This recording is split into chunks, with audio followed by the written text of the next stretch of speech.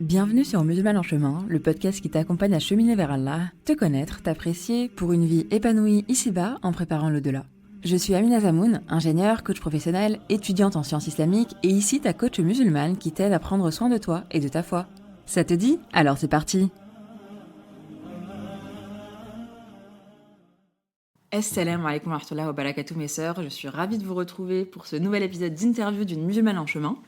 L'objectif, je le rappelle toujours en début d'épisode d'interview, c'est d'une part de mettre en lumière des sœurs musulmanes, parce qu'il faut avouer qu'on est peu représentées dans les médias traditionnels et qu'on a besoin de représentativité, d'exemples de ce qu'il est possible de faire. Un autre objectif, c'est justement de pouvoir également s'exprimer en tant que femme musulmane, donc c'est pour ça que je donne la voix à ces femmes, et également montrer qu'on est toutes humaines avec nos épreuves et qu'on est toutes en chemin. Donc voilà un peu pour les objectifs de l'interview, j'espère que ça vous plaira. Et sans plus tarder, je vais vous présenter notre invitée du jour, donc Assia Boukrou, plus connue sous le nom de Assia Shahinez sur les réseaux, ou encore avec son compte anglophone The Mizen. Bienvenue à toi Assia, je suis vraiment ravie que tu sois parmi nous. Merci, salam alaikum. Alaikum salam. Du coup, je vais te présenter. Donc Assia, tu es avant tout une musulmane en chemin, et c'est pour ça que tu es justement parmi nous aujourd'hui. Au niveau professionnel, tu es issue d'une école de commerce, tu es passionnée de l'entrepreneuriat et plus précisément d'entrepreneuriat à impact. Ouais. Tu as été chef de projet dans une entreprise pour accompagner les porteurs de projets à impact, justement. Et tu es également sur les réseaux depuis 2020 en tant que créatrice de contenu, d'abord de ton compte anglophone, justement, de Mizen, également d'un podcast qui s'appelle In Balance. Et tu es également créatrice d'un autre compte, cette fois-ci francophone, qui s'appelle Assia Shahinez. Et donc Shahinez, ce n'est pas ton nom de famille, c'est ton deuxième prénom. Voilà. Mais je pense que tu n'es pas la seule à avoir pensé que c'était mon nom de famille, du coup. Donc voilà, comme ça, vous savez. Au niveau de ton contenu, justement, tu parles de beaucoup de choses. Tu parles notamment d'islam comme un mode de vie. Tu parles d'éco-responsabilité, de soul living et de plein d'autres choses. Tu nous en diras plus, Inch'Allah. Et tu es également la fondatrice depuis bientôt 1 an, ouais. Voilà, de Dynamique. Donc c'est un projet que tu as mis en place pour promouvoir l'entrepreneuriat musulman à impact. Exactement. Est-ce que, est-ce que j'ai oublié quelque chose par rapport à tout ça ? Ou Non, tu m'as bien présenté, je pense. Ok. Et j'ai oublié un truc, quand même, au niveau perso. Je voulais dire 2-3 mots sur toi. Je sais que t'aimes bien voyager, ouais. Manger et cuisiner. Ouais. Ça, notamment, on le voit très bien sur tes réseaux, puisque tu testes beaucoup de restos, et merci, parce que du coup, tu nous donnes les bonnes adresses. Ouais, j'essaie. Après, je trouve que à Paris, c'est un peu... Il y a plein de gens qui partagent des adresses et tout, mais au niveau des certifs pour le halal et tout, parfois c'est compliqué. Donc même si je teste pas que des restos halal, j'aime bien quand même quand j'en partage être sûre de ce que je partage. Donc voilà, ça peut aider. Ouais, carrément. Et puis je pense que tu partages aussi des choses, des restaurants qui sont aussi assez éco-responsables. Ouais. Par rapport, voilà. Ouais, donc, ouais. c'est pas juste halal et... Non, hier, c'est ce que je disais en story d'ailleurs, c'est que j'ai testé un resto qui est, je crois, 100% végétarien, avec des options véganes aussi. Et ils travaillent en circuit court et tout, et donc, ok, c'est pas halal, mais c'est quand même dans une démarche qui est respectueuse des animaux, de la planète, donc voilà. Du coup, c'est halal. Voilà, exactement. Carrément. Trop bien. Est-ce que t'as envie d'ajouter quelque chose à ce que je viens de dire, ou est-ce que... non, écoute, tu m'as bien présenté. Je dis toujours, quand on est sur les réseaux, on peut donner une certaine autorité, une certaine... je pense une certaine autorité aux personnes qu'on voit et tout, notamment quand on parle d'islam. Et moi, je fais toujours le rappel que je suis vraiment une personne normale qui aime transmettre ce qu'elle apprend, plus que... transmettre moi la science que je développe ou quoi que ce soit, c'est pour ça que je mets toujours les références quand j'apprends quelque chose et que je transmets, et l'idée c'est de juste globalement d'encourager les gens à mieux faire au quotidien, mais d'y aller étape par étape, parce que peut pas être parfait, donc j'ai ce truc à cœur d'être un peu la bonne copine, tu sais, et je pense que, j'espère en tout cas que c'est ce qui ressort de mon compte, peut-être plus de mon compte en français que mon compte en anglais. Ouais, mais voilà. Non, mais je pense que c'est bien que tu aies aussi précisé ça et qu'on commence aussi par ça, parce que c'est l'objectif aussi de Musulmane en chemin, c'est de montrer qu'on est toutes imparfaites en chemin, qu'on essaie de se tirer vers le haut. Et puis c'est aussi ce que nous demande l'islam, de se tirer. Comme tu le dis, t'es pas savante, néanmoins tu partages les choses que tu apprends, et le prophète sallam nous disait aussi de partager, ne serait-ce qu'un verset. Donc Donc carrément, vraiment, merci pour tout ça. Et du coup, justement, pour qu'on te connaisse un petit peu plus, je veux bien que tu nous parles un peu de toi, de ton parcours de vie, voilà, pour qu'on comprenne qui tu es, d'où tu viens. Alors, par où commencer je vais essayer de... Je suis très bavarde. Normalement, les gens qui me connaissent savent que je suis bavarde. Donc, je vais essayer d'être concise. Moi, je suis née et j'ai grandi à Paris.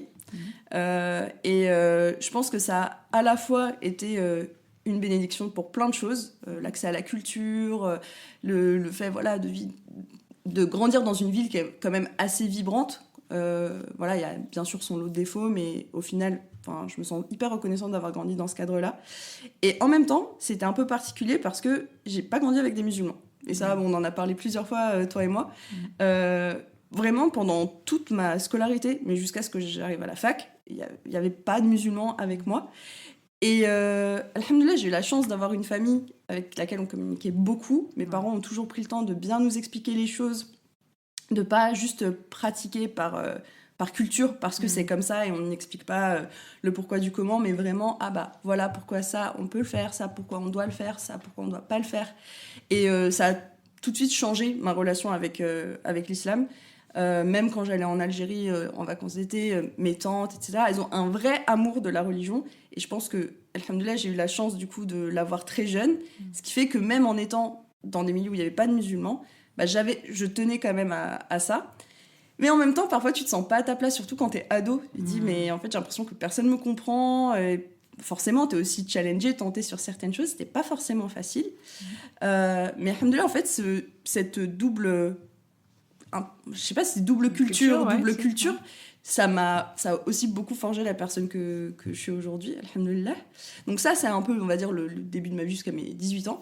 Et après, mon parcours, à partir de là, c'était un peu là que les épreuves ont vraiment commencé, je pense. Okay. J'ai d'abord tenté les concours de médecine, que j'ai pas réussi. Et la motivation pour être médecin, c'était pas tant... J'ai toujours été intéressée par la santé, etc. Mais c'était plus le fait d'être utile aux autres, de pouvoir aider, de changer un peu la vie des gens, de me sentir utile. Et quand j'ai pas eu le concours, j'étais brisée. Je me suis dit, mais en plus, syndrome de la bonne élève, je rate et tout, c'était horrible. Et je me suis dit, dans ce cas-là, je change complètement de voie. Vraiment, je ferai un truc totalement différent. Et c'était très dur à accepter cet été-là, il était horrible. Je me disais, mais je suis nulle, qu'est-ce que je vais faire de ma vie? Comment je vais pouvoir aider les autres? Et du coup, je me suis réorientée en économie et gestion, en licence. Et là, subhanallah, j'aime pas j'aime pas penser que les gens pensent que je dis ça pour flex, mais en même temps, je me donne pas assez de crédit. Après, du coup, avoir raté médecine, la première année où je me réoriente, j'étais majeure de promo. Ouais. Et ce truc-là, en fait, c'est pas tant pour le truc en lui-même, mais je l'ai vraiment pris comme un signe d'Allah, où je me suis dit, en fait, ta place, elle était pas là où tu pensais qu'elle devait être. Et plutôt que...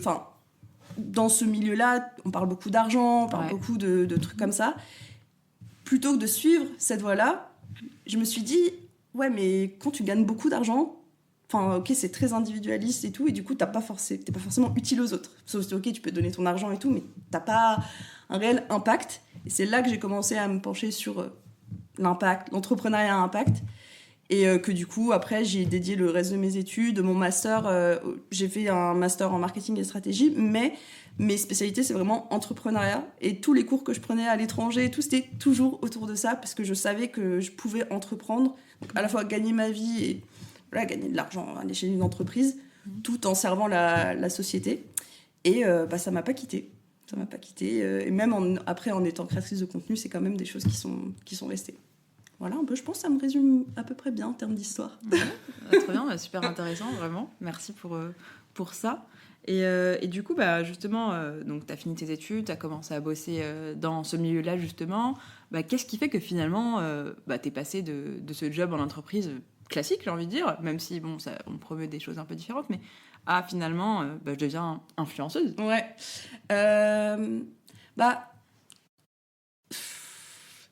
Je saurais pas te dire. En fait, j'ai toujours aimé créer du contenu. Tu vois, j'avais une première chaîne YouTube à 18 ans. Avec mes potes, j'étais toujours celle qui filmait, qui prenait des photos pour faire des montages. Après, je leur partageais. Un peu ce truc de capturer le temps et chérir des souvenirs tu vois. Raconter des histoires et tout ça, et le pouvoir aussi des images et de raconter des histoires me parlait beaucoup.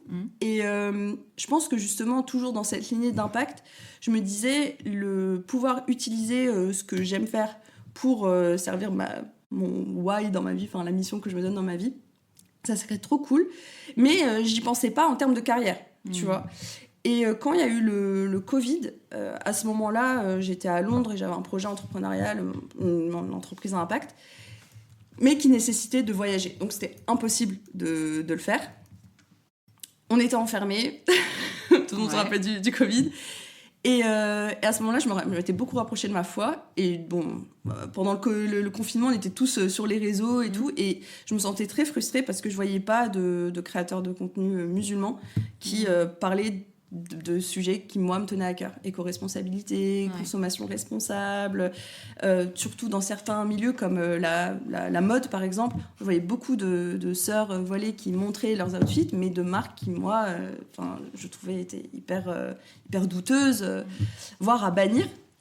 Et du coup, je me disais, puisque personne ne parle de ces sujets-là, alors que, à mon sens, c'est inhérent à l'islam, je vais en parler, je vais utiliser moi les compétences que j'ai en photo, en design et tout pour partager ces messages-là. Et du coup, en avril 2020, j'ai créé Demi-Zen. Et la raison pour laquelle je l'ai créé en anglais plutôt qu'en français à l'époque, c'est parce qu'il y avait ce truc de toute façon, les musulmans en France, je me reconnais pas, j'ai pas... Autant avec ma famille m'a permis de poser les bases de l'islam, autant la culture de mon amour pour l'islam, elle s'est faite avec du contenu en anglais. Et donc, j'arrivais pas à m'identifier au contenu en français. Et j'ai commencé comme ça. Et après, je pense que ça m'a un peu dépassée. Je me disais, ok, je le fais, c'est trop cool et je prends du plaisir à le faire. Et puis, en fait, plus on avançait, plus je me disais, mais j'aime trop ce que je suis en train de faire, la communauté que je suis en train de bâtir. Et de voir aussi que j'étais pas la seule à avoir cette vision-là et de me dire, ok, oui, l'islam, c'est pas juste... une religion, c'est vraiment ton style de vie et ça encadre tout ce que tu fais. C'est pas juste je fais mes prières, je fais le ramadan, c'est vraiment tout ce que tu fais. Et c'est comme ça qu'après, c'est devenu une partie de mon travail. Voilà. C'est vraiment super intéressant et c'est un sujet qu'on a déjà parlé plusieurs fois en off. Mais justement, tu vois, tu parles d'éco-responsabilité, d'islam. Et en fait, l'éco-responsabilité, ça fait partie de l'islam. Ouais. C'est même pas c'est censé être un non-sujet. Ah oui.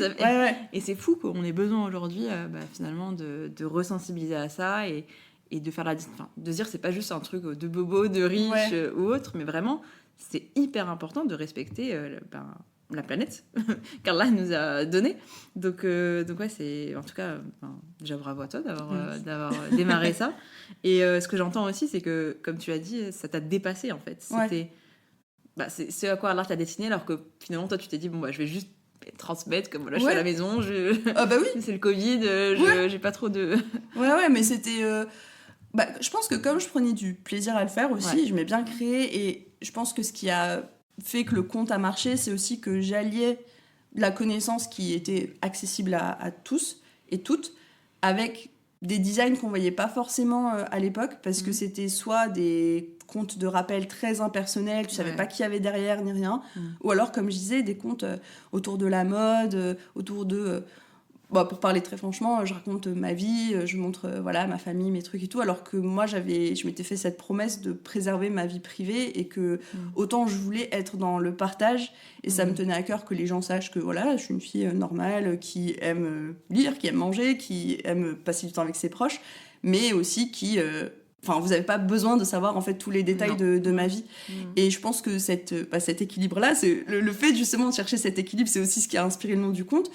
Ça a parlé en fait. Et j'ai oublié Attends. Tu n'avais pas trop de questions, je crois, mais c'est bien, c'est très intéressant. Je sais pas pourquoi ce truc de l'islam comme style de vie. Bon, je sais plus. Bref, vous aurez compris mon point, je pense. Non, mais carrément, c'est vraiment super intéressant. Et je me permets aussi de rebondir sur un autre élément. Tu nous disais juste avant que tu avais envie de faire quelque chose qui drivait ton why. Ouais. Parce que tu l'avais déjà à ce moment-là, tu savais déjà ta mission, tu connaissais déjà un peu ta mission de vie. Je pense qu'il y avait toujours ce truc de je veux me réveiller le matin en me disant ok, aujourd'hui je vais faire un truc qui sert les gens, tu vois. D'ailleurs, c'est marrant parce que même pendant mes études, j'ai essayé de raccourcir pour aller droit au but, mais il y a un moment spécifique qui a aussi été un peu déterminant, c'est que les sujets de finance m'intéressaient beaucoup. Et quand tu es en grande école, quand on parle de finance, et tu vas dans des grosses banques, des gros cabinets, où on parle de... voilà, ça parle toujours en salaire, etc. Et pas réellement en termes d'impact.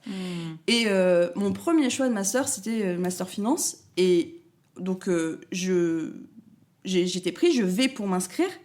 Et les inscriptions se faisaient à la Défense. Et la Défense à Paris. Et je sors du métro. Je me rappelle, j'étais avec une amie à moi. Je vois la Défense, je vois les gens en costard, marcher un peu comme des robots, tu sais. Et j'ai eu un déclic. Et je la regarde, j'ai dit, je ne peux pas faire ça. C'est pas moi, c'est pas ce que je veux faire. Et en fait, j'avais eu un peu le sentiment... Et c'est sûrement des jugements qui sont pas mérités. Mais à ce moment-là, je me suis dit... Je suis pas sûre que ces gens se réveillent le matin en se disant je contribue à un monde meilleur, tu vois. Et ça, c'est un truc qui m'a glacé le sang. Je me suis dit c'est pas moi. Genre si je me dis pas, tu vois, avec médecine, tu sauves des vies quand même. Tu vois, surtout, moi je sais que je voulais être chirurgienne, tout. Je me dis ça peut vraiment changer la vie de quelqu'un. Voilà. Mais être dans une banque, alors surtout après, j'ai appris plus tard toutes les nuances avec la finance islamique et tout. Alhamdoulilah, Allah m'a préservée, tu vois. Mais ouais, ça a été un peu ce moment-là spécifiquement, ça a été le déclic de j'ai besoin de me lever le matin en me disant ce que je fais, ça a du sens, tu vois. Et ça m'a jamais quitté. Et toi et moi, on s'en est parlé plusieurs fois, mais dans ce que je fais, dans l'industrie dans laquelle je suis sur les réseaux, il y a aussi beaucoup d'argent à se faire. Et en fait, ce truc de je veux être sûre que ce que je partage, ça aide les gens à s'améliorer au quotidien, à s'améliorer dans leur religion, par la grâce d'Allah, toutes ces choses-là, ça mérite de refuser certains partenariats, certains trucs qu'on fait sur les réseaux, des trends, des machins et tout, parce que je me dis, si ça peut être utile et aider la communauté déjà à se porter mieux, je peux pas me plaindre. Donc... je sais pas si ça a toujours été là, mais ça fait un moment que c'est là. Ouais. Non, mais je pense que tu dis quelque chose qui va parler à beaucoup de personnes. C'est l'utilité et la quête de sens, en fait. Et déjà, c'est pas pour rien qu'il y a un hadith qui nous dit que le meilleur d'entre nous, c'est celui qui est utile aux autres. On a besoin, en fait, c'est quelque chose qui est bien, qui est apprécié par Allah, mais c'est aussi un besoin humain, en fait. On a besoin de se sentir utile.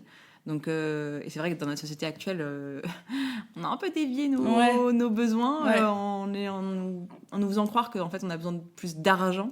Et en fait, non, on a aussi besoin de se sentir... Alors, bien sûr, on a besoin d'argent pour vivre, mais on a aussi besoin de se sentir utile.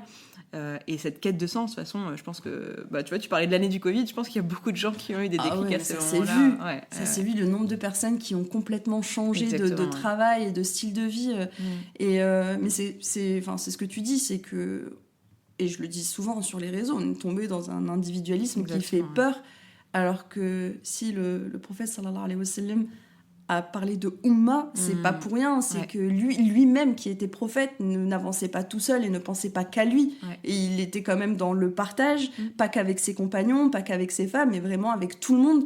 Et parfois je me dis c'est tellement triste, en fait, plus que ça n'est affligeant ou énervant, c'est juste triste de se dire que nous, en tant que musulmans, on a dévié vers ces choses-là, alors que tout est présenté devant nous pour que ce soit pas le cas. Clairement. Et je pense que du coup, quand tu te rends compte de ça, et que tu as envie de l'incorporer dans ton quotidien, comme je te disais, c'est pas juste je fais ma prière et ça y est, je suis une bonne musulmane. Oui, on doit faire la prière. C'est pas parce que on fait la prière et pas le reste qu'on n'est pas une bonne musulmane, parce que voilà, c'est Allah qui juge et qui connaît le contenu des cœurs. Néanmoins, c'est quand même important de se dire que Allah nous a donné tout ça pour une bonne raison. Alhamdoulilah, on a aussi reçu des traditions prophétiques qui sont là pour nous guider encore plus, et se dire qu'on a mis plein de choses de côté et qu'on est dans le déni aussi de beaucoup de choses. C'est triste. Ouais, je suis d'accord. Je suis complètement d'accord avec toi. Et je pense que c'est là que c'est important de revenir au juste milieu, de misaine, n'est-ce pas, l'équilibre.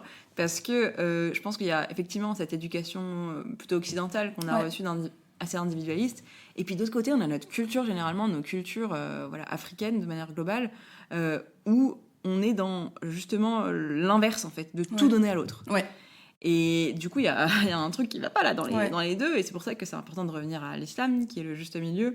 Bien sûr que je dois être utile aux autres, mais je dois aussi être utile à moi-même. Ouais. Donc il y a ce juste milieu à trouver, et je pense que c'est pas évident. Et souvent, on peut aller d'un extrême à l'autre et Ouais. balancer jusqu'à essayer de trouver un Ouais. peu ce Bah, je pense que ça a été un peu mon cas, tu vois, Ouais. mais du coup, dans l'extrême de je me donne trop aux autres Ouais. et je pense pas assez à moi. Mm. Je pense qu'il y a beaucoup de personnes, notamment qui sont aînées de leur famille, qui se reconnaîtront dans ce truc-là de Ouais. bah voilà, t'es l'aîné, on se repose beaucoup sur toi, enfin être aîné quoi dans une famille, pas forcément que maghrébine, hein, Non, je non, pense qu'il y a plein de cultures ouais. dans lesquelles c'est le cas. Et du coup, quand t'allies ça à ce souci d'être utile aux autres, parfois ça peut faire beaucoup. Moi, il m'a fallu du temps pour me rendre compte de ça. Je pense que la première fois où je me suis dit, là, je m'autorise à être... j'allais dire à être égoïste, mais je sais pas si c'est de l'égoïsme ou juste à penser à moi.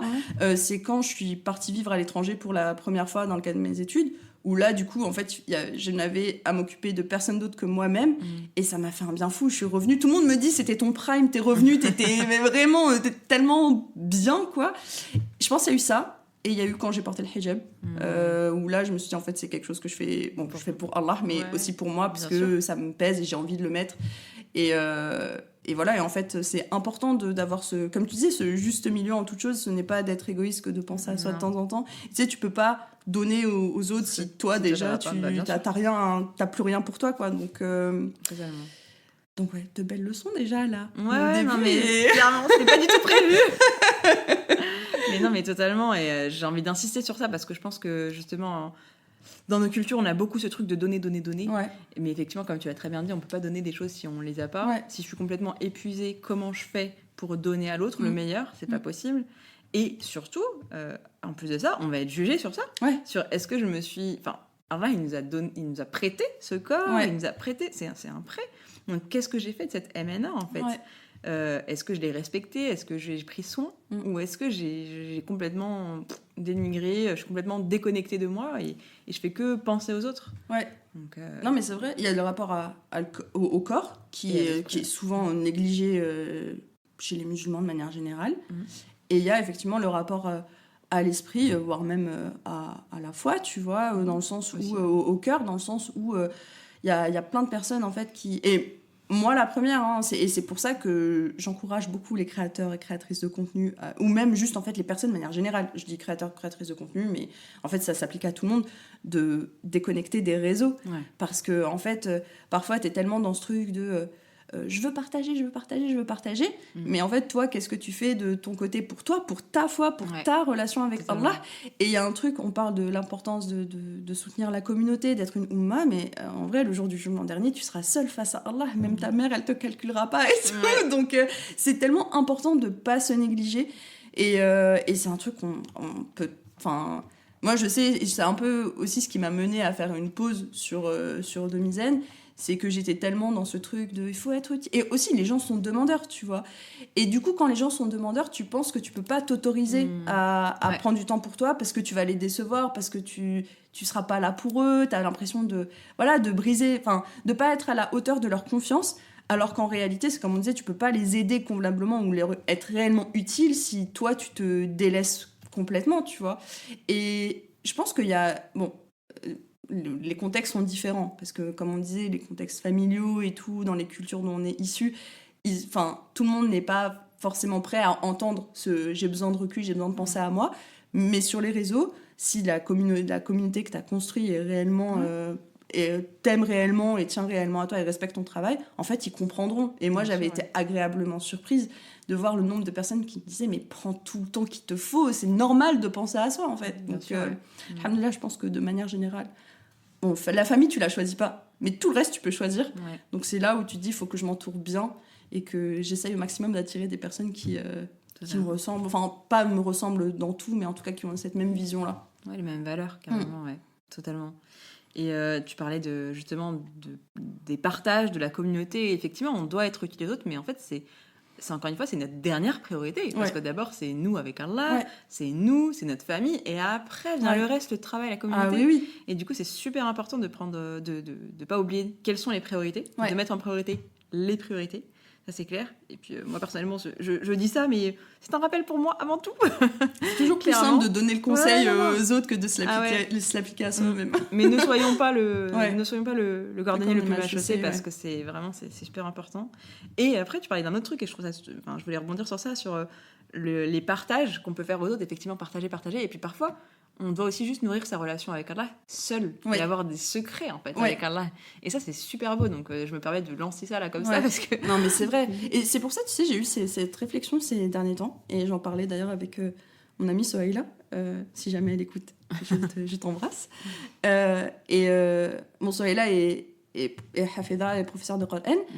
Et en fait, toutes les deux, on a eu cette réflexion de autant on partage ces valeurs islamiques et on fait on essaie de partager des rappels sur comment se rapprocher d'Allah, autant on essaye de plus en plus de pas être dans l'ostentation de certaines choses, parce que en fait, tu te dis, est-ce que là, je veux réellement cultiver ce moment-là pour moi et pour ma relation avec Allah, ou est-ce que je veux recevoir l'approbation des gens de elle est comme ça, elle est comme ça. Et moi, il y a rien qui me terrifie plus.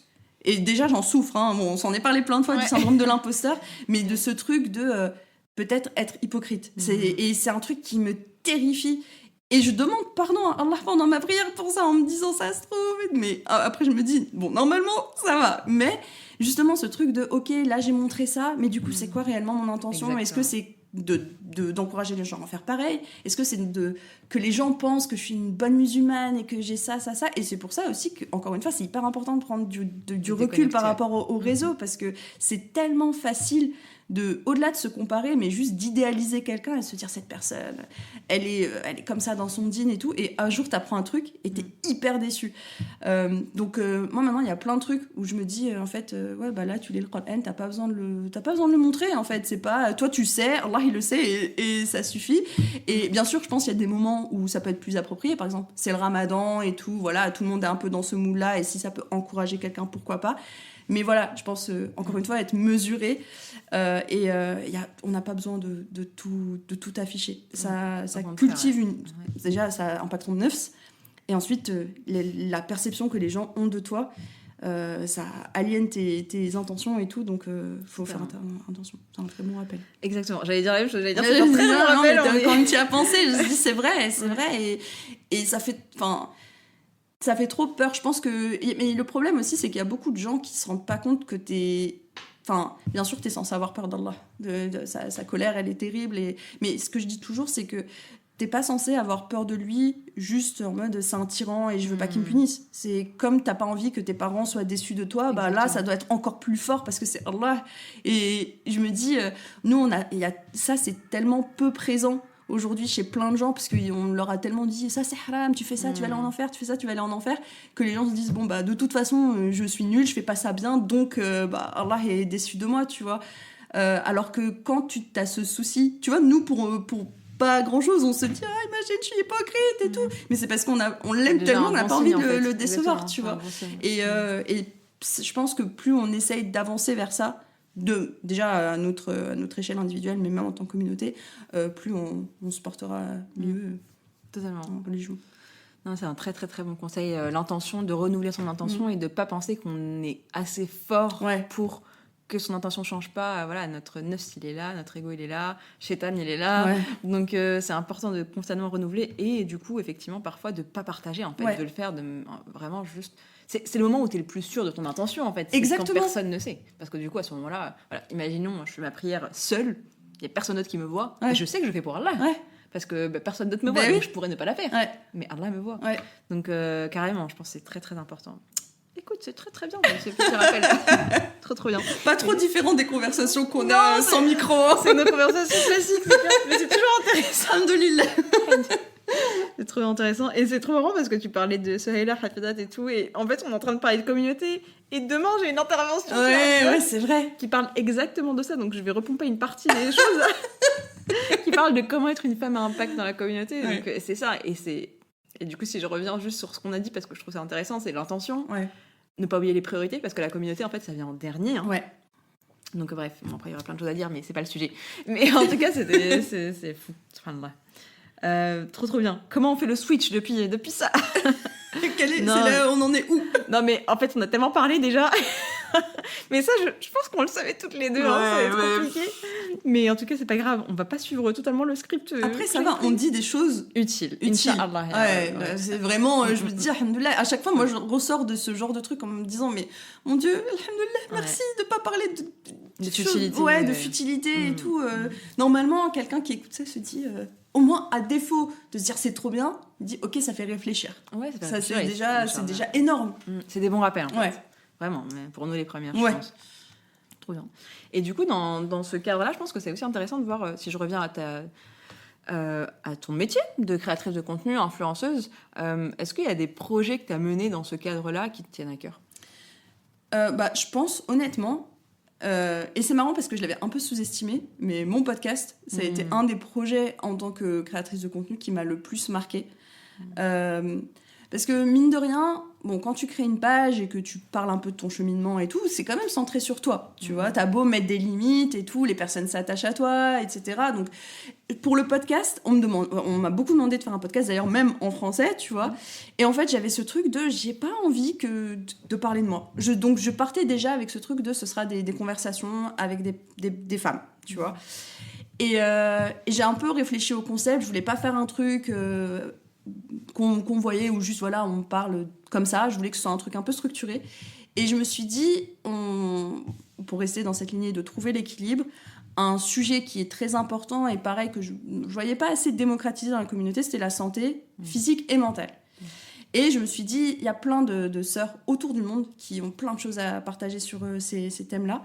Et du coup, la première saison du podcast, c'est vraiment, pour chaque épisode, c'était une sœur d'un pays différent et qui partageait soit vraiment son sentiment, son expérience par rapport à la thématique et comment elle a... Par exemple, le tout dernier épisode de la saison, c'était...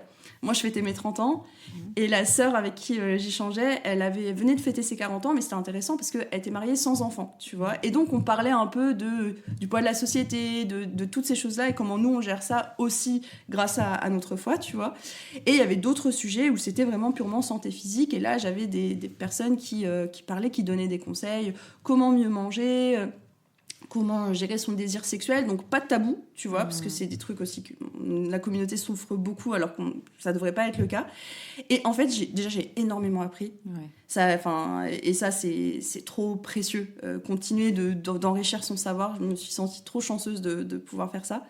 Pouvoir mettre à l'honneur des femmes du monde entier, ça c'est trop cool parce que l'islam, nous parfois on est tellement enfermés dans nos trucs et tout que quand tu vas voir ailleurs, tu te rends compte déjà de la beauté de notre religion, tu te rends compte des nuances aussi. Ouais. Ça te permet d'être beaucoup plus indulgent sur pas du coup les choses obligatoires où on est tous mais il y a des nuances, la divergence est autorisée sur certaines choses et du coup ça t'ouvre les yeux sur plein de trucs.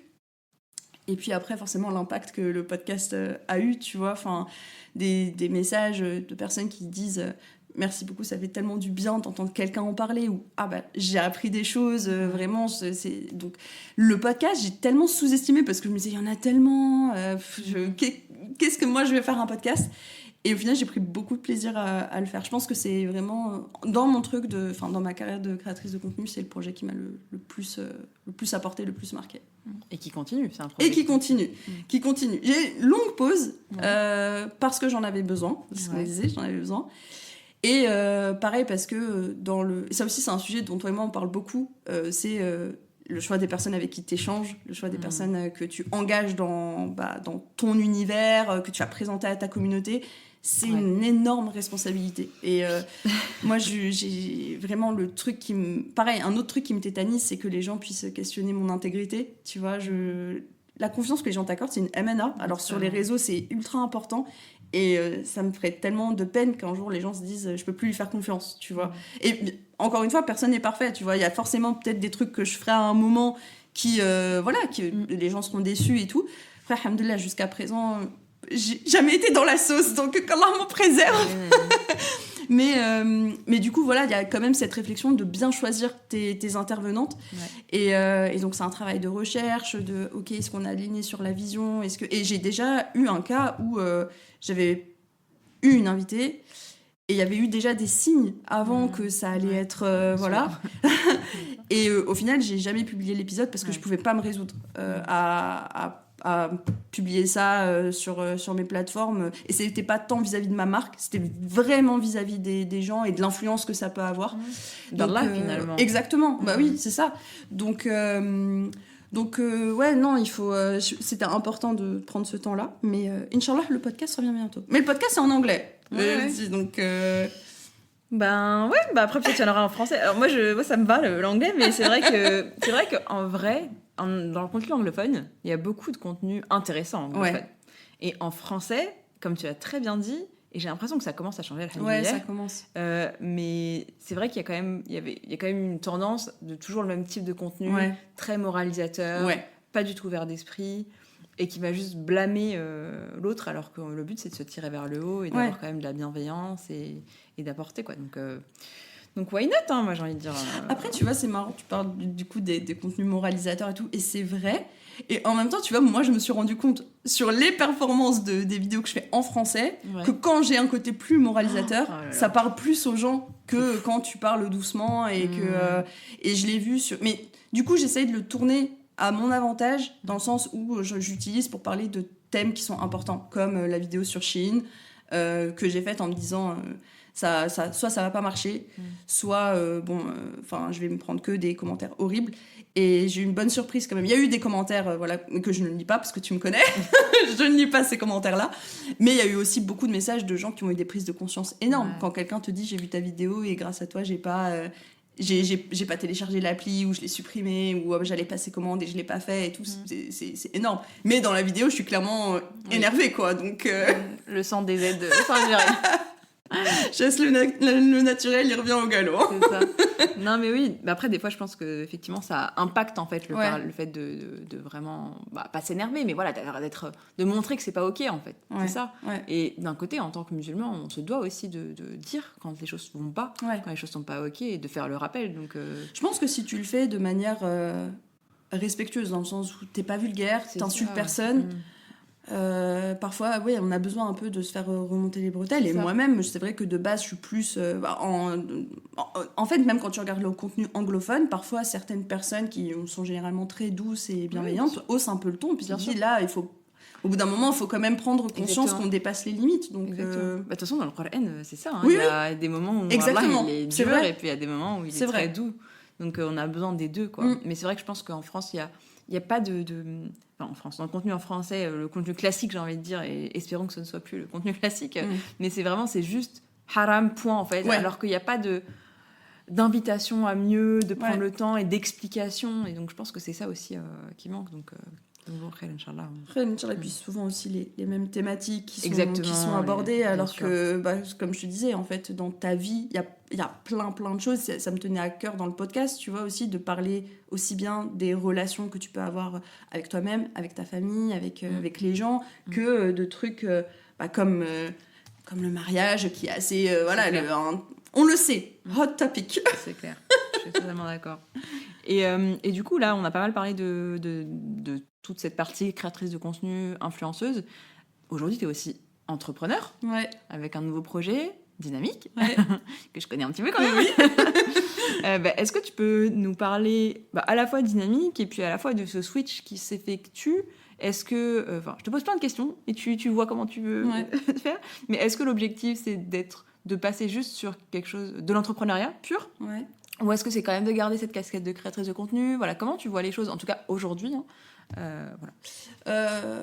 Je pense que l'objectif, c'est quand même de garder les deux.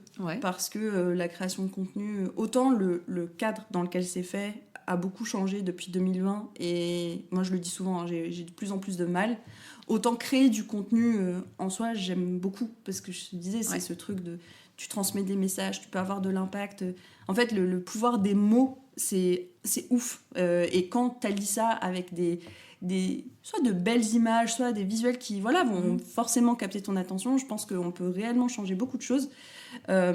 Et en fait, je trouve que ça s'imbrique bien avec ce qu'on fait sur Dynamique, parce que, c'est comme je dis, quand on crée du contenu, on est sur l'influence ou de la désinfluence, comme je te disais avant de commencer le podcast, de consommation, tu vois. Et moi, je parle depuis longtemps de l'importance de réduire sa consommation, de mieux consommer, parce que voilà, sur les réseaux, on nous encourage toujours à acheter plus, avoir plus. Et donc, c'était important de réfléchir, surtout en tant que musulman, où en fait, quand tu te penches sur la sunna, tu vois combien... Et ça veut pas dire, les gens confondent tout en fait, c'est ça aussi le problème. Quand tu leur parles de minimalisme, les gens vont se dire il faut que je sois pauvre, tu vois. On peut qu'il n'y ait rien du tout, quoi. C'est ça, il faut qu'il n'y ait rien. Ouais. Alors que tu peux vivre de manière très confortable, avec de belles pièces, des choses aussi, tu peux aussi te faire plaisir, tu vois. Si tu as des choses, des passions et tout, tu peux totalement vivre, vivre ces choses-là. Mais il faut apprendre à être dans le... comment on dit en français, le contentment, se contenter, tu vois, de ce qu'Allah te donne. En plus, c'est Allah qui donne le risque, donc nous, on s'inquiète beaucoup de choses qui ne dépendent même pas que de nous, tu vois. Bien sûr, on doit faire les causes, mais au final, le reste, ça lui appartient. Donc ça, c'est vrai que sur la partie création de contenu, c'est ce que je fais beaucoup. Et en fait, sur Dynamique, c'est prendre le problème de l'autre côté.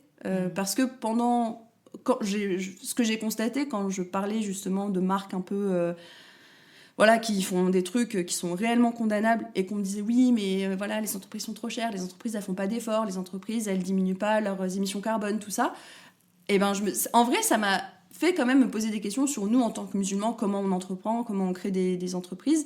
Et pour avoir travaillé en freelance avec des entrepreneurs musulmans, mais aussi dans le cadre de collab avec la création de contenu, en fait, je voyais qu'il y avait des choses qui allaient pas, tu vois. Il y avait des problèmes éthiques. Au-delà... Tu peux donner des exemples il y avait des problèmes éthiques, par exemple, déjà, des questions de riba et tout. Donc ça, c'est un peu... Les choses on sait à peu près tous, tu vois. Ouais. Et encore.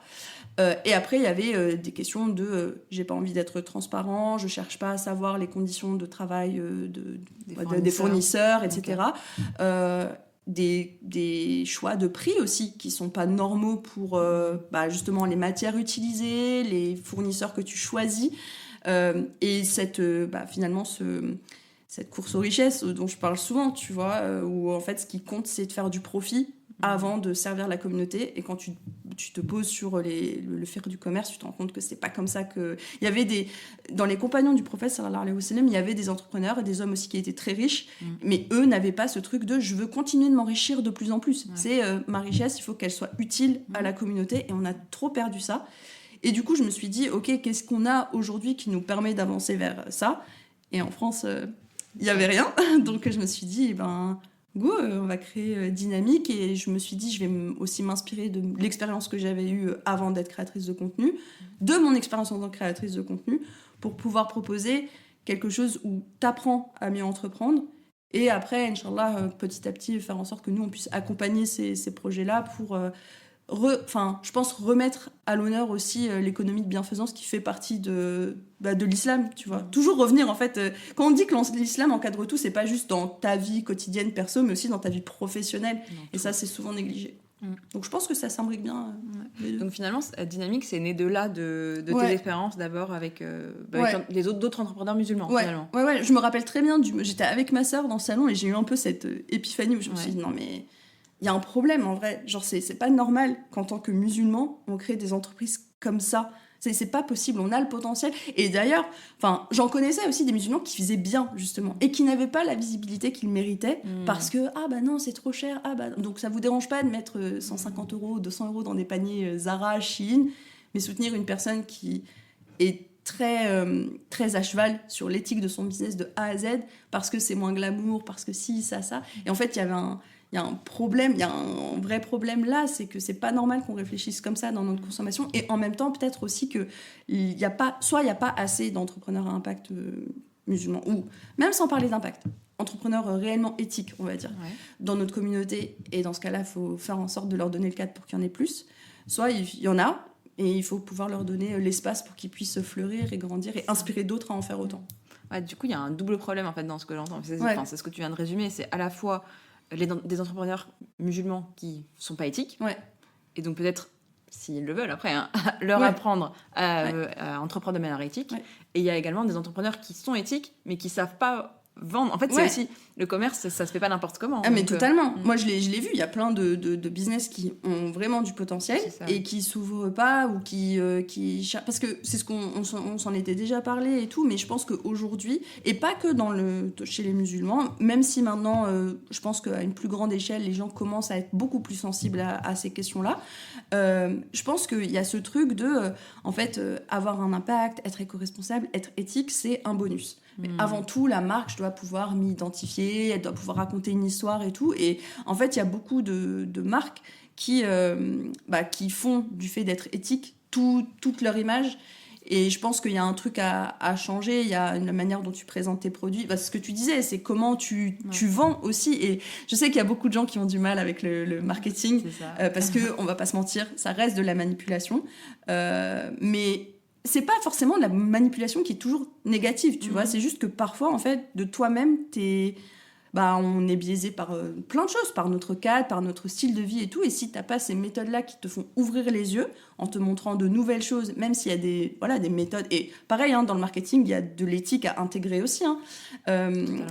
Si il y avait pas ces méthodes-là, peut-être qu'en fait, on serait juste tous chacun dans notre coin à pas faire l'effort de mieux consommer, tu vois. Donc ouais, il y a un gros enjeu sur ça. Après, honnêtement, on voit de plus en plus d'entrepreneurs musulmans qui ont à cœur de changer les choses par leur business et qui se disent ok, ça prend le temps que ça prend, c'est dur, c'est très dur, et nous on se dit la même chose avec Dynamique, c'est est-ce qu'on va réussir à être rentable à un moment et tout, mais en fait c'est toujours les résultats appartiennent à Allah. Nous on fait les causes, on avance vers l'excellence tant que possible. La perfection, ça nous appartient pas, mais voilà, je me dis il y a pas de raison que c'est dur, mais il n'y a pas de raison que ça paye pas à un moment. Ouais. Inch'Allah. Dans tous les cas, ça paye ici-bas ou dans le delà. Inch'Allah. Exactement. C'est ce que je dis, parce que parfois c'est hyper frustrant. Et ma mère me fait beaucoup ce rappel-là, qu'Allah la garde. Elle me dit toujours, je sais que c'est très frustrant parfois, même dans la création de contenu, de se comparer, de se dire pourquoi cette personne-là, elle gagne plus, etc. Elle a plus de collabs et tout. Et après, en fait, je vois tout ce que je refuse aussi par souci d'éthique. Et ma mère, elle me dit, ok, peut-être que tu gagnes pas autant que ces personnes-là ici. Déjà, peut-être que ça viendra plus tard, donc arrête de te plaindre. Et surtout, au moins, tu as investi dans ton akhira. Et ça, tu te rends pas compte combien c'est précieux. Il y a peut-être beaucoup de gens qui t'envient pour ce que tu fais en se disant, après, bon, encore une fois, faut pas faire de raccourcis, faut pas idéaliser, mais encore une fois, en vrai, je peux pas me plaindre. Tu te plains parce que t'es humain et que voilà, on est forcément toujours un peu rattrapé par cette dunya. Mais effectivement, si tu le fais pas pour ici, au moins fais-le pour. C'est ça. Et pour puis quand tu dis les collabs que tu refuses, peut-être que t'es pas payé ici, mais Allah il te récompense pour ça. Donc c'est super important. Ouais. Trop bien. trop bien. Et carrément, je pense que, juste pour revenir sur l'aspect marketing, etc., effectivement, le marketing, la communication, ça s'apprend. Et il y a plein de moyens différents de le faire. Certaines éthiques, certaines moins. Et c'est ça aussi que tu disais, c'est que ça n'existe pas, en tout cas actuellement en France, d'accompagnement éthique, d'accompagnement pour entrepreneurs musulmans éthique. Oui. Parce qu'il y en a des accompagnements voilà. éthiques qui prennent en compte l'islam. Ouais. Non, en tout cas, je ne connais pas. Non, et puis en plus, souvent, alors, je vois maintenant que la conversation commence à être un peu abordée. Souvent, quand on parle d'éthique, c'est comme je te disais, ça reste sur des thématiques très précises. Par exemple, ne pas faire de prêt pour ne pas pratiquer le riba, ne pas être sur des secteurs qui sont interdits. Ça, voilà, il y a des cabinets qui existent qui vérifient ces choses-là. Mais on manque encore... je pense qu'on ne va pas plus loin que ça, et c'est dommage parce que aujourd'hui, ok, tu peux vérifier ces aspects-là et dire ok, ce business est éthique, mais si ce business se fournit chez des personnes qui en fait participent à l'exploitation des Ouïghours par exemple, c'est pas possible. En tant que musulman, on peut pas être complice de l'oppression. Et moi, ce qui me tue parfois dans la communauté, c'est oui, mais j'ai pas le choix. Ce truc de oui, j'ai pas le choix, on a toujours le choix. Parfois, c'est ok, on peut se dire c'est hyper dur de faire ce choix-là et peut-être qu'en fait je vais devoir mettre ce projet entre parenthèses et faire autre chose, et c'est dur, c'est hyper dur, je suis la première à le dire. Néanmoins, je pense sincèrement qu'il y a rien qui mérite de compromettre ces valeurs. Tu vois, c'est pas possible en fait. On va rendre des comptes sur ça, tu vois. Et je me dis, même juste, ok, là on parle des gens, c'est bizarre comment les personnes fonctionnent. Il y a des classements qui sont faits. On pratique le boycott pour la Palestine, mais pas pour les Ouïghours. Bon, ça, ok. Mais même par rapport à la planète, il y a plein de gens qui... je pense qu'il y a le premier raisonnement qui est de toute façon foutu pour foutu. Donc voilà, ça sert à rien que je fasse des efforts sur ça. Et ensuite, il y a ce truc où on oublie que, comme notre corps, qui est un prêt d'Allah, la planète, c'est exactement la même chose. Et je sais pas, je réfléchissais, c'est un peu une méditation que j'ai eue il y a pas longtemps, où je comparais les planètes, tu vois. Je me disais, quand tu regardes les planètes, elles ont quand même toutes des caractéristiques très similaires, en termes de comment elles se présentent et tout, sauf la Terre. Il y a aucune autre planète là dans le système solaire qui ressemble à la Terre. Je me dis, il y a quand même déjà juste ce signe d'Allah énorme. Ouais. Et je me dis, comment on peut ne pas respecter ça ? J'arrive pas à intégrer. Et encore une fois, moi, il y a plein de choses sur lesquelles je peux encore m'améliorer, tu vois. Mais en fait, je comprends pas que les gens se disent pas, ok, là, je commence à y aller petit à petit et à chercher, à faire en sorte de faire mieux, parce que Allah, il récompense ça aussi, tu vois. Donc, je pense que c'est le truc où certains cabinets de conseil devraient aller plus loin et se dire, ok, mais tu vois, même en vrai, sans parler d'islam, les cabinets de conseil, de manière générale, ils sont quand même beaucoup plus nombreux à être concentrés sur plein d'autres aspects qui n'incluent pas les problématiques sociales et environnementales. C'est du bonus, comme d'hab. Voilà, c'est du bonus, alors que ça devrait juste être au même niveau, au même niveau que le reste. Sinon, tu fais pas, en fait. Si c'est pour détruire, c'est exactement ce qu'on disait. Si c'est n'importe quoi, parce qu'il y a aussi beaucoup d'entrepreneurs, on commence à le voir avec Dynamique, qui veulent se lancer pour être plus alignés avec leur religion et pouvoir, par exemple, faire leur prière à l'heure, garder leur hijab, etc. Très bien. C'est tout à fait honorable. Très bien. Par contre, si tu fais ça et que tu vas exploiter des Ouïghours pour... il y a un problème. Il y a un problème. Donc, tu fais ta prière à l'heure, mais tu exploites d'autres gens. Enfin, ça va pas, en fait. En plus, on parle des Ouïghours parce que voilà, c'est le truc plus parlant. Mais là, il y a 2 jours, je voyais des images, tu sais, des enfants qui travaillent. Je me dis, mais vous accepteriez jamais que votre enfant travaille. C'est clair. Comment vous pouvez autoriser ça ? Donc, soit vous êtes raciste, en fait, soit du racisme banalisé, il y a un problème. Soit on ferme les yeux, en fait. C'est loin, on voit pas. Mais c'est grave, parce que le musulman est censé. En fait, je pense que c'est vraiment l'essence du. S'il y a un truc à retenir de cet épisode, je pense que c'est ça. C'est juste qu'on est censé vivre en pleine conscience d'Allah. Et donc, vivre en pleine conscience, c'est pratiquer l'introspection, se poser les bonnes questions. Et oui, c'est inconfortable parfois. Tu te challenges et c'est pas agréable de dire là, ok, c'est pas top ce que je fais et tout. Si je dois changer, soit ça me demande de dépenser de l'argent, soit ça me demande de dépenser du temps. Mais je sais pas, en fait, si tu te dis que tu le fais pour Allah, en fait, tout de suite, la prière, tu la fais quand même si parfois t'as la flemme de la faire et tout, tu la fais. En fait, ça devrait être ça pour tout. La prière, c'est juste rendu obligatoire. Et encore, Allah nous a beaucoup facilité. Mais en fait, on devrait se dire ça pour tout. Pas se contenter du minimum. Avancer vers l'excellence. Clairement. Et dernier point, parce que je trouve que c'est important, tu parlais du foutu pour foutu.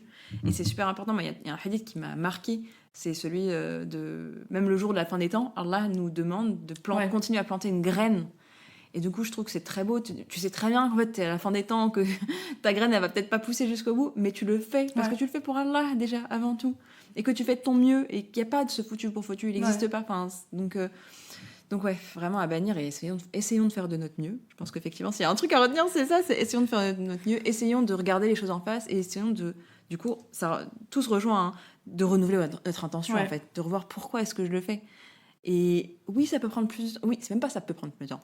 Oui, construire une entreprise éthique, ça prend plus de temps que du marketing horrible et de vendre des trucs, ça c'est sûr. Mais c'est important. Ouais, moi ce que je disais à ma mère la dernière fois, après une petite crise de j'en ai marre, je comprends pas, non. Après, en fait, j'ai réfléchi, j'écoutais et tout, j'ai réfléchi et j'ai dit, mais c'est vrai, en fait, moi le soir, je dors sur mes 2 oreilles, tu vois. Me dire, alhamdoulilah, Allah m'a mis cette conscience-là et on n'arnaque pas des gens, on manipule pas des gens, ou si on le fait, c'est pour les encourager à faire mieux. Donc, je sais pas si manipuler, c'est le bon mot, tu vois. On essaie d'éduquer. Prendre conscience, faire prendre conscience, tu vois.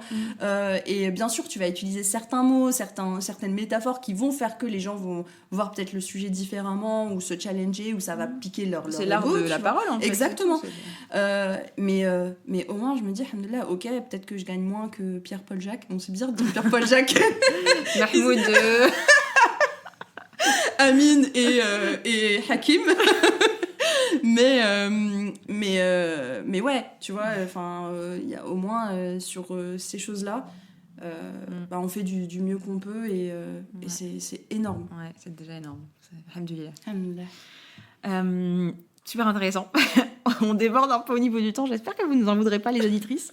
Mais je pense que c'est super intéressant, vraiment. Et du coup, j'aimerais bien qu'on parle un petit peu de toi, on revienne un petit peu à toi. Et j'aime beaucoup, tu vois, dans Musulmans en chemin, justement, montrer qu'on est des musulmans en chemin. Et est-ce que tu veux bien nous parler d'une épreuve qui t'a marqué dans ta vie et ce que tu en retires aujourd'hui ? Je pense que tu sais ce que je vais dire. J'ai une idée. La mort de mon père. Ouais. Quand je parlais du début du cas dans lequel j'ai grandi et tout, ça fait partie des choses où j'ai été archi chanceuse. Et aussi peut-être du fait que je me sentais pas forcément à ma place dans la communauté pendant longtemps, parce que j'avais pas du tout le même rapport à mon père que beaucoup de sœurs.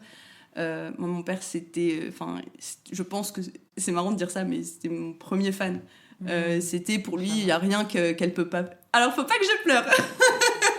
mais ouais, il disait, il n'y a rien qu'elle puisse pas faire. Quel que soit le truc dont je lui parlais, le projet dont je lui parlais, il était toujours... Je me rappelle quand je lui ai dit... pendant mon année de césure, c'est là que j'ai commencé à travailler sur mon premier projet entrepreneurial et je lui dis j'aimerais bien partir en solo en Indonésie, partir à la rencontre des coopératives, des artisans et tout. Ma mère stressée de la vie, mais pourquoi tu veux faire ça ? Mais qui fait ça ? Et c'était pas tant qu'elle voulait pas, mais juste qu'elle a très peur. Ouais. Et mon père, qui dans un tout autre contexte, surtout lui, il est né, il a grandi en Algérie, il est venu très jeune en France, mais voilà, il a quand même cette culture-là, il aurait pu être en mode, non, tu restes ici, n'importe quoi.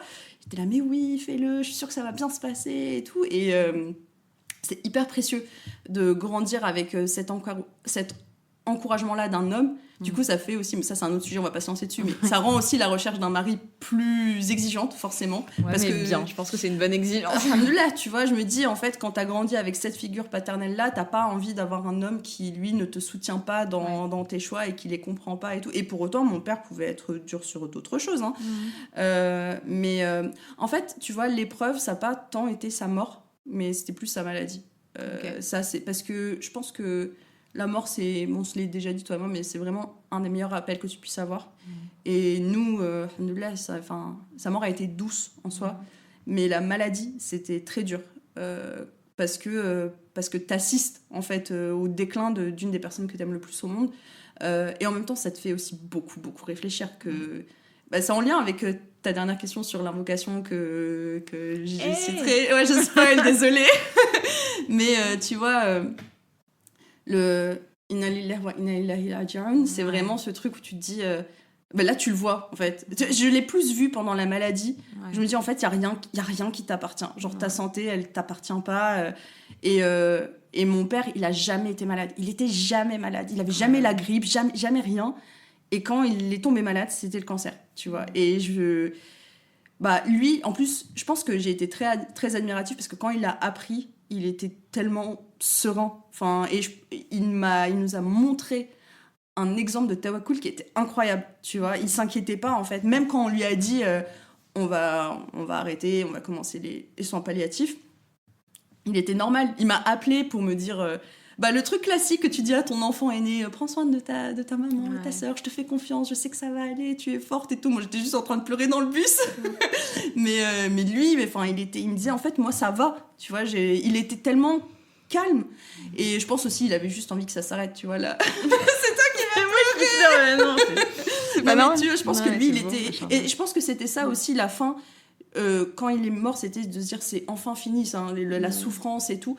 Mais la maladie, c'était très très dur. Et je pense que ça, c'est aussi parfois ce qui me... Ouais, où je me dis purée, mais c'était horrible. C'était vraiment trop dur. Tu t'as pas envie de voir les gens que t'aimes être de plus en plus malades, tu vois. Surtout quand c'est quelqu'un dont t'es aussi proche. Donc, mais j'en ai aussi appris beaucoup, beaucoup.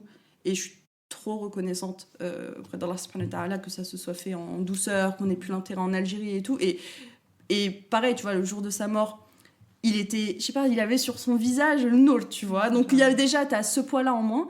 Et ce point-là, quand on va se recueillir sur sa tombe, il y a toujours une atmosphère trop apaisante. Donc en fait, je me dis juste, alhamdoulilah, il souffre plus, tu vois. Mais ouais, c'était, je pense, l'épreuve la plus dure de ma vie. Ouais.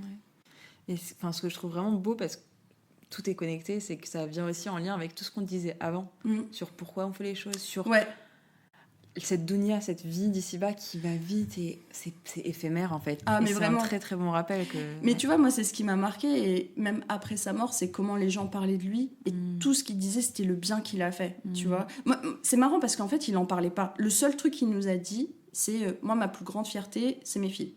C'est les dernières choses qu'il nous disait, c'est vous mes plus grandes fiertés. En fait, j'ai réussi ma vie, j'étais peut-être pas l'homme le plus riche, j'étais pas si, il était pas parfait, hein, je parle de lui, voilà, c'est mon père, donc voilà, mais il était pas parfait. Mais il nous disait, ma plus grande fierté, c'est mes filles. Mais subhanallah, en fait, je pense qu'il aurait dû dire, ma plus grande fierté, c'est le bien que j'ai fait dans ma vie. Mais je pense qu'il s'en rendait pas compte. Nous, on le voyait au quotidien, de ce qu'il faisait, combien il était serviable. Enfin, il était prêt à se lever à 3h, 4h du matin pour emmener des amis de ma mère à l'aéroport. Enfin, qui fait ça, tu vois? Je me disais, mais... Et lui, il le faisait de bon cœur. Je pense sincèrement que c'était pas genre un truc de... J'ai envie que les gens pensent du bien de moi, parce qu'il est pas comme ça. Mais c'était vraiment juste... j'ai envie de le faire, tu vois? Et subhanallah, vraiment, quand il est mort, la manière dont les gens ont parlé de lui, que ce soit des amis à lui, mais aussi des gens qu'on connaissait pas et qui venaient nous voir, je me disais, purée, mais c'est là où tu te dis, ta vie, elle avait du sens, tu vois, t'as aidé des gens, t'as été là pour les autres, et en fait, voilà ce que tu récoltes derrière, tu vois, donc... Et ça, il y a des choses que vous avez apprises, du coup. Oui, ça, ouais. beau, moi, hein, j'étais choquée, j'étais là, je connais pas cette personne, et ouais, mais ton père, il méritait pour ça, un jour, ton père est venu me réparer ici, il m'a avancé de l'argent, je suis là, purée, mais on n'était pas... Ma mère savait peut-être plus de choses que nous, tu vois, mais sur juste combien c'était quelqu'un de... En fait, tout le monde le décrivait comme ça. Je dis, il n'y a rien de mieux, tu vois. Genre, quand tu réfléchis à quelle trace je veux laisser derrière moi, t'as envie que les gens se souviennent de toi comme étant quelqu'un de bien, ou quelqu'un qui a fait des choses qui ont été utiles aux autres, tu vois. Et je pense que ça a sûrement renforcé aussi tout ce que j'ai fait derrière, tu vois. Je pense que c'est pas ce truc... Comme il est parti en étant fier de nous, bien sûr, j'aimerais qu'il soit toujours fier de moi et qu'il regarde ce que je fais aujourd'hui en se disant, je suis fière. Mais je pense que le drive principal, c'est ce truc de... j'espère tellement que ce que je fais, c'est utile aux autres. Parfois, du coup, ça me rend un peu malade, donc je travaille sur ça. Mais ça a été une grande bénédiction. C'est super beau, franchement, machallah. Et merci, parce que c'est un très bon rappel, je pense, pour nous tous aussi. Et ça revient... Je pense que notre épisode, il boucle bien, parce que, tu vois, ça revient aussi avec... ce qu'on disait avec faire les choses pour Allah en secret, tu vois, des choses que vous avez appris vraiment. Après, tu vois. Mais vraiment, moi j'étais là, en fait, tu vois, il y a des choses où il disait de s'améliorer et tout, et il écoutait pas forcément, tu vois, mais en fait, à côté de ça, il avait un lien, comme je t'ai dit, moi, son tawakkul, il m'a impressionnée. Tu sais, moi j'ai l'endométriose, ce qui n'est pas une maladie aussi grave que le cancer. Je vis moins bien que lui son cancer, je pense. Et du coup, je me dis, Assia, rappelle-toi de papa et tout, comment il était. Ou même ma mère, tu vois, elle est diabétique. Et quand elle a appris qu'elle était diabétique, c'était... Alors que bon, surtout chez nous, il y a plein de gens qui ont le diabète. Oui, toutes les familles. Et du coup, au début, quand on allait à l'hôpital, elle avait très peur et tout. Et je lui disais, mais non, mais rappelle-toi, papa, comment il allait. Il prenait des selfies pendant la chimio. Il était tellement serein parce qu'il se disait, en fait, je suis entre les mains d'Allah, pourquoi je m'inquiète? Donc non, c'est vraiment un bon rappel pour nous, et pour ça que il y a quelqu'un il n'y a pas longtemps qui m'a dit, je suis un peu impressionnée de comment tu parles de la mort de ton père. Bon, ça n'a pas toujours été, là c'est il y a presque 3 ans déjà, mais comme je disais, je pense que pendant la maladie c'était dur, mais sa mort elle a été riche en apprentissage. Alhamdulillah. Trop beau. Merci Jeff, je vais avoir du mal à rebondir sur ça. Non, mais c'est un très bel apprentissage, vraiment pour nous tous, je pense, nous toutes. Donc vraiment par la Fiki pour ça. Ouais. Et puis c'est quelque chose comme personnel, donc franchement, vraiment merci. Et du coup là, on a parlé d'une épreuve passée, même si elle continue à avoir de l'impact aujourd'hui. Et est-ce que tu veux bien nous parler d'une épreuve que tu vis aujourd'hui? Et je pose cette question parce que souvent, tu vois, comme tu l'as très bien dit, là ça fait un moment, donc tu arrives aussi à en parler différemment, à voir les apprentissages. Mais je trouve que c'est intéressant aussi de parler de ce qu'on vit aujourd'hui, voilà. Sans parler de péché bien sûr et autres, mais ouais, est-ce que toi... Je l'ai un peu évoqué. En fait, j'hésite entre deux choses. Il y a la santé, l'aspect santé avec l'endo, parce que c'est pas facile au quotidien. Et moi, un peu pareil, j'ai jamais eu de problème de santé. Et donc, l'endo, c'est un peu particulier parce que on n'a pas toutes les mêmes symptômes. Il y en a qui sont... Voilà, je me dis, moi, je sais, il y a des personnes, elles ont carrément pris une carte handicapée, tu vois, tellement c'est contraignant. Moi, je sens parfois que ça devient un peu plus difficile et je me sens frustrée, forcément. Je me dis... En fait, je pense que c'est lié à un autre truc aussi, ce que je disais hier à ma sœur, c'est que... de base, je me sens pas bien dans mon corps. J'ai grandi en me sentant pas bien dans mon corps. Et le fait que quand j'ai commencé à améliorer cet aspect-là, c'est venu avec le hijab aussi d'ailleurs, j'ai été diagnostiquée. Ça m'a un peu refait chuter dans ce truc de je me sens pas bien dans mon corps. Alors pour autant, j'aime beaucoup en prendre soin, tu vois, que ce soit en mangeant bien, en le bougeant, juste en me chouchoutant aussi, tu vois, c'est important, surtout nous en tant que femmes, on aime bien là. Donc ça j'aime trop, et en même temps parfois je me sens trop frustrée parce que je me dis purée, j'ai l'impression d'être dans le corps d'une femme de 60 ans, c'est pas normal d'aller marcher et de revenir et d'avoir aussi mal, tu vois, t'es juste allé marcher.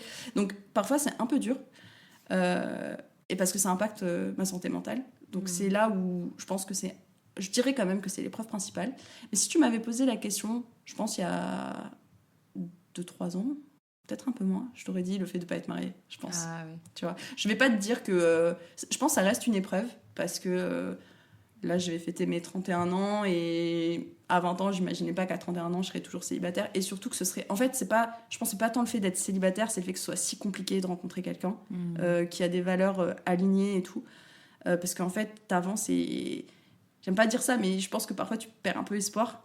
Et que tu commences à te faire à l'idée. Après, c'est un risque, hein, donc de toute façon, il faut apprendre à changer sa relation à ça. Et surtout, moi, en plus, il y a plein de fois où j'ai donné des conseils à ce sujet sur les réseaux. Pour autant, parfois, c'est pas simple, tu vois. T'as envie de passer à cette étape-là de ta vie et tu comprends pas.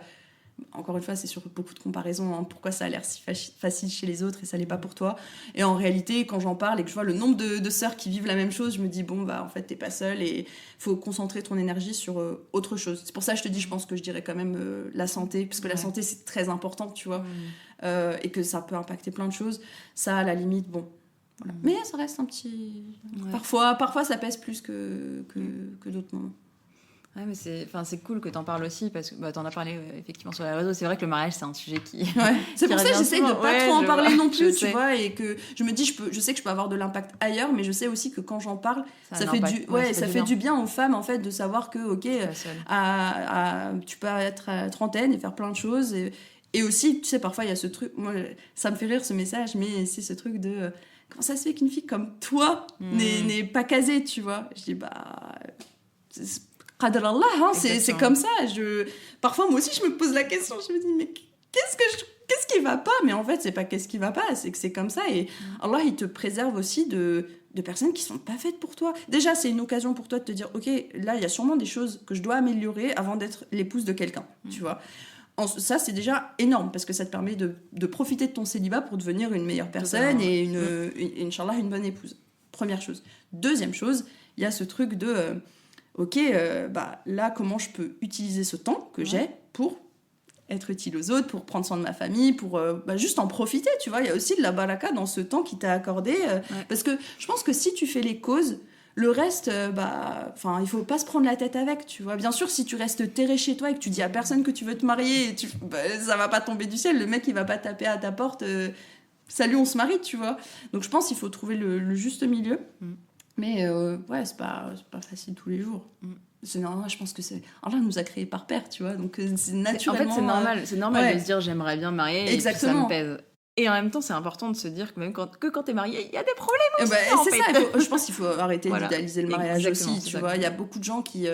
J'avais fait une vidéo où j'avais reçu pas mal de commentaires qui disaient mais arrêtez de normaliser le célibat, le mariage c'est quand même la moitié de ton dîne et tout. Oui, mais si la première moitié elle est pas complète, en fait ça sert à rien de te marier, enfin tu vas juste et on le voit aujourd'hui, tu vois le nombre de divorces dans la communauté, tu te dis il y a un problème.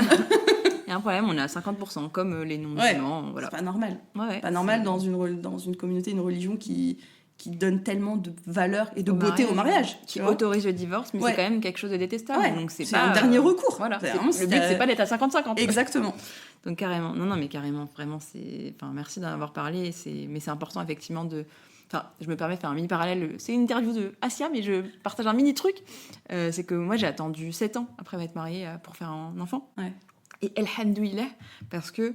Enfin, je relis ça à ce que tu disais, le fait de se préparer. Ouais. Vraiment, je pense que j'aurais pas été une bonne maman, en fait, 7 ans. Enfin, si j'avais fait mon enfant dès le mariage, parce que on a tellement de choses à travailler sur Mais soi. oui. Et je dis pas qu'il faut attendre 10 ans pour se marier ou pour avoir un enfant. C'est aussi Allah qui donne. Mais je pense qu'on néglige aujourd'hui, après on s'en rend de plus en plus compte, je pense, mais on néglige l'importance du travail sur soi. Et donc, alhamdoulilah, peut-être que Allah t'a préservé et te permet justement de travailler sur toi avant un mariage. Ou pas, enfin, Allahu a'lam, donc, et c'est Allah qui sait mieux ce qui est bon pour nous. Exactement, c'est ça, en fait. parfois, tu sais, on a tellement d'ego, on pense savoir mieux que les gens, mieux que nous, Mieux qu'Allah. mais mieux qu'Allah, Ouais. alors que non, les choses arrivent pour une raison. Exactement, très bien. Ah là là, que de bons rappels. Et du coup, j'ai envie de te demander, on est sur la fin là, est-ce qu'il y aurait, peut-être au vu de tout ce qu'on a dit ou autre chose, si tu as envie de parler d'autre chose, un conseil, le conseil que tu donnerais aux musulmans en chemin qui nous écoutent? Je pense que le conseil principal que je donnerais, c'est d'être clémente avec soi-même. Tu vois, en fait, non, le premier conseil, ce serait de viser le juste milieu. Je pense que c'est ce qui m'a motivée, moi, de base, à créer ma page, me dire, l'islam, c'est al-wasatiyya, c'est vraiment le juste milieu dans tout. Donc, il faut avancer vers ça. Mais pour avancer vers ça, comme on vit dans une société qui est tellement animée par les résultats, par je montre, et on évalue tout par le succès qu'on affiche, en fait, on va avoir tendance à être hyper dur. Et encore une fois, on parle des réseaux, mais aujourd'hui, à la fois, c'est très bien qu'on puisse avoir accès à de l'inspiration, de la connaissance facilement, et en même temps, je pense qu'on nous met la pression sur des choses quand on n'a pas fait le travail préliminaire avant. Et parfois, on se met la pression sur « Ah, je ne me suis pas levée pour tahajjud, non. » Mais est-ce que déjà tes prières obligatoires, tu les fais bien, tu vois? Et je pense qu'en étant clémente avec soi-même, en ayant ce truc de « Ok, je fais du mieux que je peux. Il faut que j'arrête de me mettre la pression sur ci, ça, d'essayer de ressembler à telle personne et tout. » Alors que cette personne, elle montre ce qu'elle a envie de montrer. Je pense qu'on peut réellement déjà renforcer son lien avec Allah, parce que Allah est le plus miséricordieux. Mais ces qualités, elles sont pas là que pour que nous, on l'adore, tu vois, et qu'on l'aime encore plus qu'on ne l'aime déjà. Mais c'est aussi pour nous, il faut se dire que c'est des qualités qu'il apprécie de voir chez nous aussi, tu vois. Et le prophète, sallallahu alayhi wa sallam, c'était quelqu'un d'extrêmement clément. Donc c'est pas possible que nous, on soit clémente avec les autres, mais pas avec nous-mêmes, tu vois. Je pense que et je pense qu'en tant que femme aussi, on a tellement de pression de partout. Pression de la société, pression de nos familles. Quand après tu deviens maman et tout, t'as de la pression encore plus grande de ce que tu te rajoutes. Donc je pense que c'est hyper important de garder ça en tête. Et je pense aussi que c'est un conseil que... Je connais pas la moyenne d'âge des gens qui t'écoutent. Vraiment, il y a de tout. Mais vas-y. Mais je pense que après c'est un conseil universel. Mais tu vois, en fait, moi j'ai tellement passé des années à pas être clémente avec moi-même, justement, que maintenant c'est un peu un rappel que je me fais au quotidien, tu vois. Non, c'est pas grave si là tu bosses pas sur ça et tout, t'es fatigué, c'est pas grave si tu fais pas ça, concentre-toi sur ce que tu peux faire là maintenant tout de suite. Et puis voilà, donc je pense que je dirais ça. Franchement, c'est un excellent conseil, parce que d'autant plus dans les personnes que j'accompagne, et moi la première, j'ai été beaucoup comme ça en fait, il y a beaucoup de personnes qui sont extrêmement dures avec elles-mêmes. Et en fait, tu peux pas avancer avec quelqu'un qui est dur. Et en fait, tu peux pas... Et ça, du coup, je me permets, j'ajoute un truc. Tu peux pas avoir confiance en quelqu'un qui est horrible avec toi. Et donc, tu peux pas avoir confiance en toi si tu te maltraites. Et du coup, c'est le plus gros... un des plus gros travaux, du coup, avant d'être clémente, déjà, c'est s'écouter. Tu vois, écouter comme on écouterait une amie. Et donc, être clémente comme on serait clémente avec une amie. Donc, franchement, c'est un excellent conseil. Ouais, je pense que, tu vois, le truc qu'on oublie, c'est que on est pour nous-mêmes la personne avec qui on va passer le plus de temps. Totalement. Genre, il y a personne avec qui tu vas passer plus de temps que toi-même. Donc, c'est pas normal de se maltraiter et de pas s'encourager. Bien sûr, encore une fois, faire attention à son œuf, faire attention à son ego. Hein. Mais je pense que... Juste milieu, en fait. De toute façon, à partir du moment où, encore une fois, tu as cette pleine conscience d'Allah et tu cultives au-delà de ton amour pour Allah, mais tu cultives ta foi de manière générale, en fait, t'as ce truc dans ton cœur qui te fait des rappels. Tu sais, c'est ce truc de, comme on disait tout à l'heure, mais est-ce que là je suis hypocrite, est-ce que là je suis pas trop et tout. C'est instinctif, subhanallah, ça vient naturellement. Ta fitra-là, quoi. Exactement, ta fitra-là qui revient et qui te fait cette petite piqûre de rappel. Donc c'est pas que d'être égocentrique, de se donner un peu d'amour en fait, même pas qu'un peu, hein, il faut. Au contraire, ouais, on en a besoin. Trop bien, trop bien. Est-ce qu'on termine du coup par une invocation que tu nous as déjà donnée, mais je veux bien que tu me la redonnes. Bon, l'invocation c'est Inna lillahi wa inna ilayhi raji'un, qui veut dire à Allah nous appartenons et à Allah nous revenons. Je l'ai souvent, tu vois, j'ai en anglais, donc du coup, j'ai traduit. Nous retournons. Cette invocation, on l'a dit beaucoup quand quelqu'un meurt. Mais la dernière fois, je regardais une vidéo et la personne le disait pour, je sais pas si j'avais cassé un truc ou quoi. Enfin, et subhanallah, mon ordi est tombé en panne, comme tu le sais, Amina. Et c'est cette invocation qui m'est venue en tête. Parce qu'en fait, je me suis dit, c'est fou, parce qu'il y a vraiment rien qui nous appartient. Genre, même les trucs que tu achètes et tout, ça t'appartient pas. Et si ça arrivait à ce moment-là, c'est qu'Allah a décidé que ça arrivait à ce moment-là. Et enfin, cette invocation, je trouve qu'elle est très belle parce que c'est tellement l'humilité qu'on doit avoir et qu'on doit incarner et qu'on oublie trop souvent. Oui, la mort, c'est le meilleur des rappels parce que voilà, ça te rappelle combien tout est éphémère et combien ça peut venir sans prévenir parfois. On entend des histoires. Je pense que c'est aussi un truc qui était plus simple avec la mort de mon père, c'est qu'on a eu le temps de se préparer. Même si moi j'ai gardé espoir jusqu'à la dernière seconde, t'as quand même le temps de te préparer. Alors que si juste on t'appelle et on te dit comme ça, la personne est morte dans un accident de voiture et tout, c'est horrible. Et cette invocation, elle te rappelle en fait déjà de vivre beaucoup le moment présent, tu vois, de te dire je sais pas si dans 1 heure je serai en vie, je sais pas si demain je serai en vie, donc je fais ce que je peux. Encore une fois, rappel de la pleine conscience. Je reviens beaucoup sur ça parce que c'est hyper important et qu'en fait parfois faut lâcher prise parce que rien ne nous appartient. Vraiment, même nous on ne s'appartient pas, donc ouais. Je trouve qu'il y a beaucoup à méditer sur cette invocation qu'on entend que dans certaines circonstances, alors qu'on pourrait la dire pour plein d'autres choses. Mais tout le temps, en fait. Oui, vraiment, de se dire, mais c'est tout. Effectivement, rien ne nous appartient. On ne s'appartient pas. Et souvent, on essaye d'être dans l'hyper-contrôle, donc de contrôler l'incontrôlable, les résultats. On en parlait tout à l'heure, on valorise beaucoup les résultats, alors qu'Allah ne valorise pas du tout les résultats, parce que c'est lui qui donne les résultats. Il valorise. Tu te casses la tête. C'est clair. Juste fais ce que tu peux. Exactement. Et c'est tout. Et si tu l'as fait avec la bonne intention, alhamdoulilah. Trop bien. Ah, c'est une belle fin, machallah. On savait que ça allait durer du temps. Après, moi, les gens me connaissent, savent que je parle beaucoup. Ouais, je savais aussi. mais j'espère que je parle pas pour dire du vent, tu vois. Si je parle beaucoup, mais que c'est utile. Alhamdoulilah. Trop bien. Ils peuvent toujours écouter le podcast en plusieurs fois. En fois 2 ou en plusieurs fois. Je sais pas, on parle vite quand même, non? Je sais pas. Vous nous direz. Non mais trop bien, mais Barakallahu fiki, Assia, vraiment c'est un honneur de t'interviewer. Honneur partagé, plaisir partagé. Un honneur et un plaisir, allez. Et puis oui, juste pour info, je mettrai tous les liens si vous voulez aller suivre Assia et que vous la connaissez pas déjà. Je mettrai tous les liens dans les notes de l'épisode et je vous dis à très vite, Inch'Allah. Salam alaikum. Merci d'avoir écouté cet épisode jusqu'au bout. Si c'est le cas, j'imagine qu'il t'a apporté. Et dans ce cas, n'hésite surtout pas à le partager autour de toi. C'est un vrai cercle vertueux de Hassanet. Et bien entendu, si ce n'est pas déjà fait, n'hésite pas à laisser un avis accompagné de 5 étoiles sur la plateforme de ton choix. Qu'Allah te préserve, ma sœur, et te facilite tout ce qui est un bien pour toi.